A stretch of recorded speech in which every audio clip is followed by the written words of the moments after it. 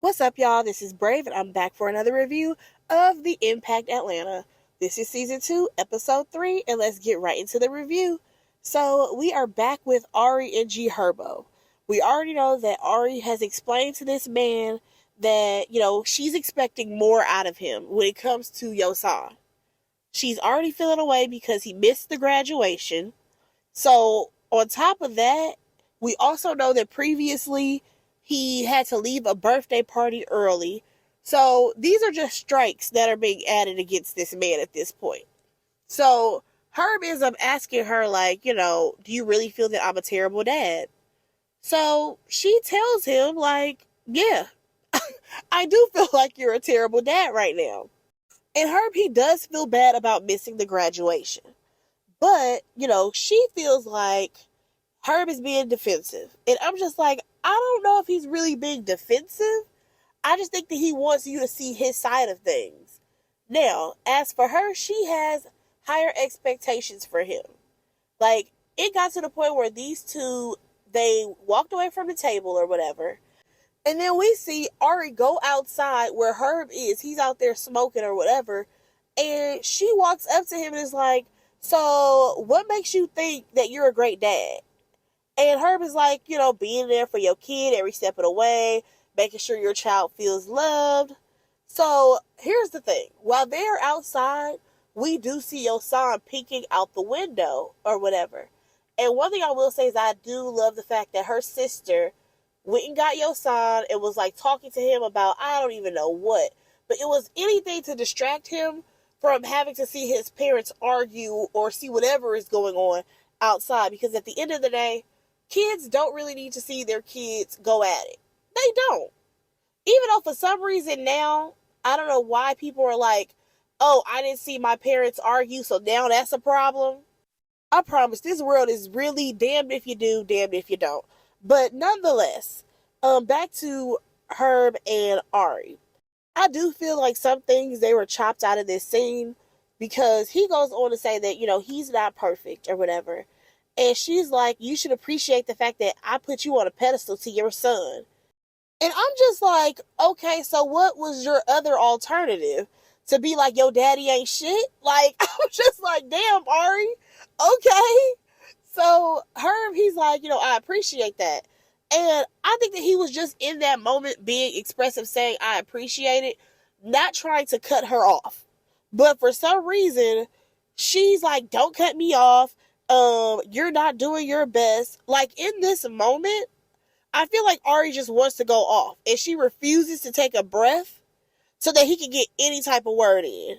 So now in her confessional, she's like, I went too hard about it. And I'm like, yes, you definitely did. Because at the end of the day, you know that your ex, he stays in a whole nother state. There's absolutely going to be times where he misses moments in your child's life. I'm sorry, it's inevitable. There's absolutely going to be times where he is going to miss something. And the added layer is the fact that he's a rapper, and we all know rappers are always on the road. So, girl, honestly, you lucky to get what you can get. Because if we really want to, mention some things, I wonder how often Moneybag Yo is able to, divide himself into spending time with his 8 kids. Are you concerned about that? Because that absolutely plays a factor into your relationship with Moneybag Yo. Because if that man is out here not prioritizing his kids, how is it that you want to be with him? Because you just got on your own baby daddy about the same type of thing. Okay, girl. But nonetheless, back to the story at hand. Y'all, I have no idea, but some type of way, this is where it got a little choppy for me. They ended on a good note. I said, okay, cool. If we gonna let bygones be bygones, cool. I just honestly felt like Herb was tired of arguing with Ari. I think that he's tired of arguing with her, period. Whether it be her going off on the internet, on the phone, in person. I don't think he doesn't want to put up a fight with anything she got going on. But you know what? Let's just go ahead and move on. We move over to Dez, and she's with her mom and her friend Tay, and we learn that Dez didn't always have a great relationship with her mom, and her mom is still grieving the death of her brother. So her brother actually passed away from, I'm assuming, complications with sickle cell. And it seems like both Des and her mom have a lot of things bottled up. Their feelings are absolutely bottled up, and I want them to go get some help. So basically, Des says that she wasn't there for her mom, like she should have been when it came to the death of her brother. And as for herself, she just threw herself into work. She found any way to not have to deal with the feelings and emotions that she actually needed to go through. And I'm just like, girl, that's not the way to do things. I know people love to like throw themselves into work, but you're going to have a breaking point where you're going to have to grieve that person. So, Des, she actually talks about how, her brother, he was calling her the night that he passed and she didn't answer. So, an added layer is the fact that now she has guilt. She has guilt that, I should have answered the phone, see what he was talking about, you know what I'm saying? And again, she gonna have to let that go because you couldn't have controlled what happened in that situation. Absolutely not. But your brother, I'm pretty sure he knew that you loved him. He loved you, and you need to do some healing. So, Des, she talks about how, she felt like her mom pushed everybody away once her brother passed away. And now Des, she wants the family to get some closure. She wants them to get closer. And she even toys with the idea of her mom, living with her.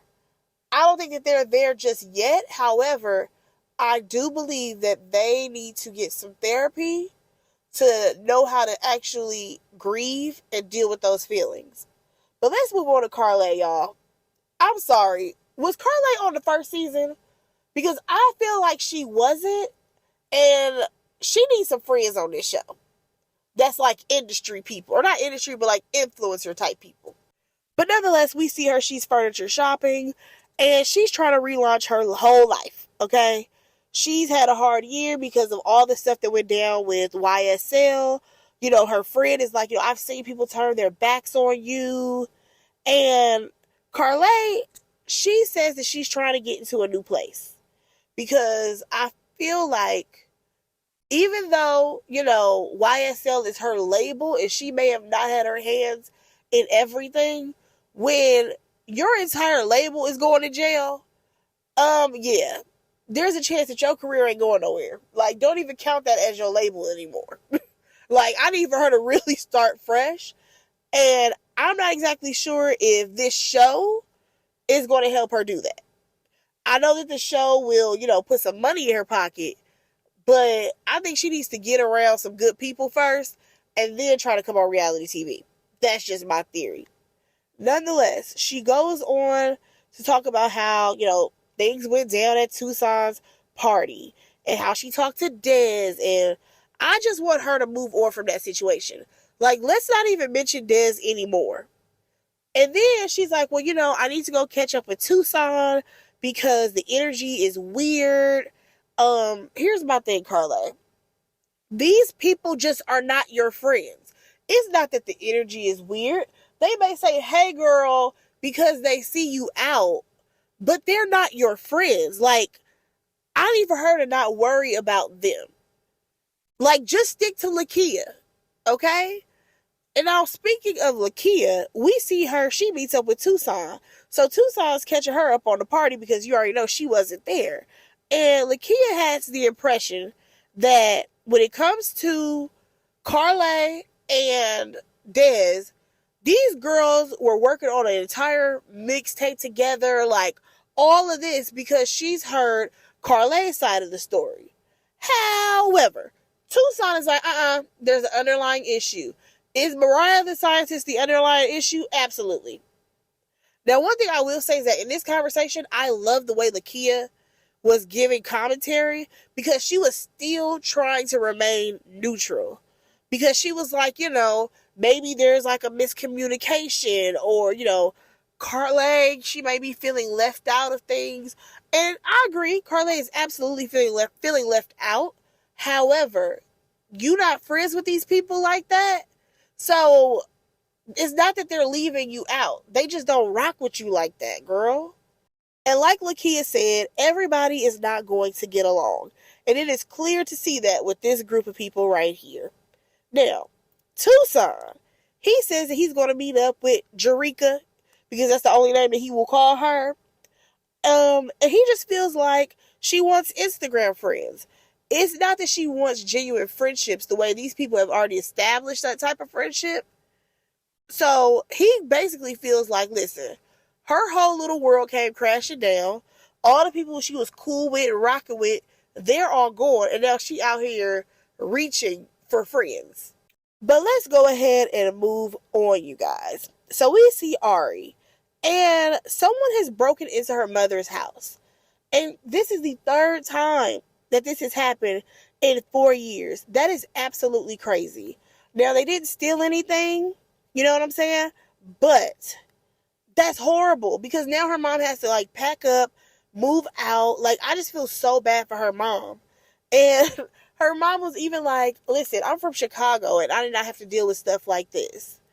And the sad part about all of this is when the mom was like, you know, usually on Saturdays, I have all of my grandkids here. And I was like, I cannot even imagine if they were to have all those kids at her house and some people broke in. That would be absolutely crazy, heartbreaking, because you don't know what somebody might try to do to some kids or anything. Like, anything could have happened. Luckily, she was not home. Um, Ari, she feels like it's because of her. So now she's feeling guilty because, you know, she has the social status. People know who she is. So that's probably why they're breaking in. Now, I love the fact that her mom is like, no, don't blame yourself because these people have been doing this all over everywhere. You know what I'm saying? Atlanta is just out of hand right now when it comes to the break-ins. So now Ari is thinking about moving. Now it's really putting the battery in her back to like move out of Atlanta. But I'm just like, well, I know that you take care of your family and all of that. Do you think that your sisters would probably move as well? Or would you leave your sisters behind in Atlanta if you were to move to Miami? Because y'all know, like, she's no, she's not from Atlanta. She's from Chicago. And it seems like when she moved down to Atlanta, her whole family moved down, as far as like her sisters, her mom, you know what I'm saying? But we shall see if she actually makes the move to Miami. Now, we see Des. She's in an improv class, and Des is trying to get into acting. I'm not sure if that is for you, girl, but maybe you just need to work on it. So we see Des talk to the acting coach, right? And she tells the coach that she lacks vulnerability and she doesn't really cry, right? So the acting coach, she tries to tell her that, you know, it takes bravery and self-discovery to access those tears. And I want Des and her mom to go to therapy. Like, throwing yourself into work is not going to help this. So they do an exercise, and you have to act like you got devastating news that someone died. Des wanted to use her brother, who already passed away, but the acting coach wouldn't allow it. I think, you know, Des, she still has yet to mourn the loss of her brother. So I feel like in that moment, I think that she thought that she would be able to, like, you know, say all the things that she wanted to say, but she ended up going with her mom. So Des, she didn't want to do this at all. But she does it and she starts to cry. Like, I just feel like on these reality shows, I feel like I've seen multiple acting coaches, you know, they do these type of activities so that way they can push the person to really feel their emotions. My only issue is that they are not therapists. They have no other qualifications but acting. So they can't tell them what to do with those emotions after they got them to that place. Like, I would have loved a scene of Des and her mom expressing to each other how they feel despite losing, you know, a brother and slash son. You know what I'm saying? I would have loved to see a therapy session with them dealing with those emotions versus us seeing Des cry over the possibility of losing her mom, and her mom is not able to hear the words that Des is saying. You know what I'm saying? But nonetheless, let's move on to Ari because she is going to get her cars checked for trackers. And she's like, I don't know how anyone could have, you know, found my mom's house. So she's thinking that there's a tracker on one of the cars. And I'm just like, well, girl, people know who you are. They probably have seen your sisters on social media because they've been with you. They don't have to follow you. They can follow your sister's car. You know what I'm saying? People are weirdos. Also, with the way Google work, I feel like people can Google anything. So back to the cars because there were no trackers found. And now Ari is questioning if she even really wants to move because everything she has is in Atlanta. Her family's there, her businesses are there, everything is in Atlanta. Now, Carly, she meets up with Tucson, y'all. And again, he's only calling her Jerika. That's the only name he will call this girl. And y'all, I just feel like there has got to be a hookah everywhere in Atlanta. You can probably go to the gas station and get a hookah, the 7-Eleven and get a hookah, because how is it that every time we see Tucson, any and everywhere he goes, he has a hookah with him? Like, that is crazy to me. So, nonetheless, let's get to this conversation. So, he brings up the party. And she's like, previously we were cool, but there seems to be a shift. Now, Tucson, he told her what the shift was.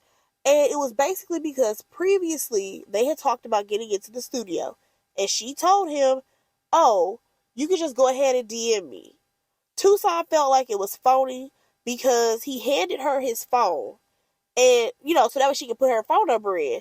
And she basically was like, oh no, just DM me. I can't lie. It's giving you brushed him off.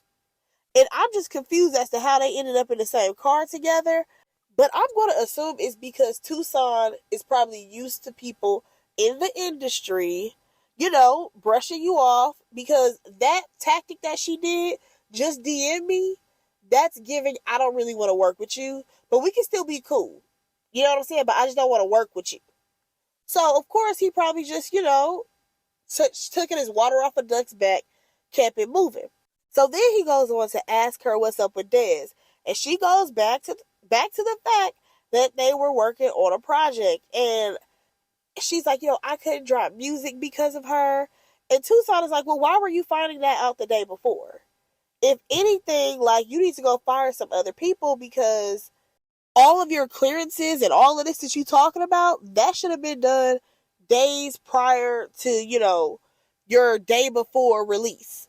So according to Jerika, her people reached out 3 times. So now Jerika, she wants to bring up her getting invited to the Mariah concert.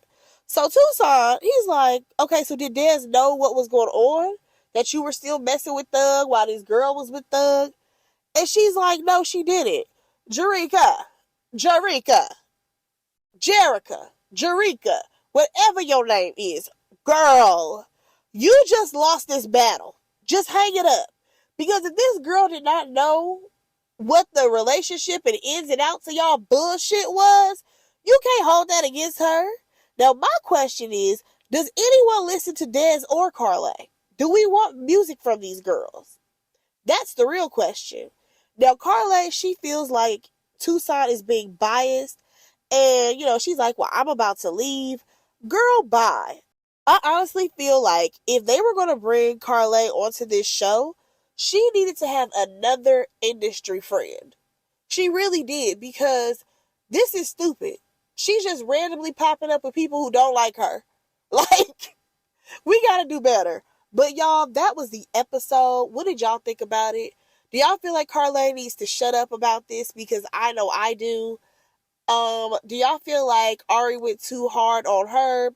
Let me know y'all thoughts. Go ahead and like, comment, subscribe to my channel, and I will talk to y'all in my next review. Bye, guys.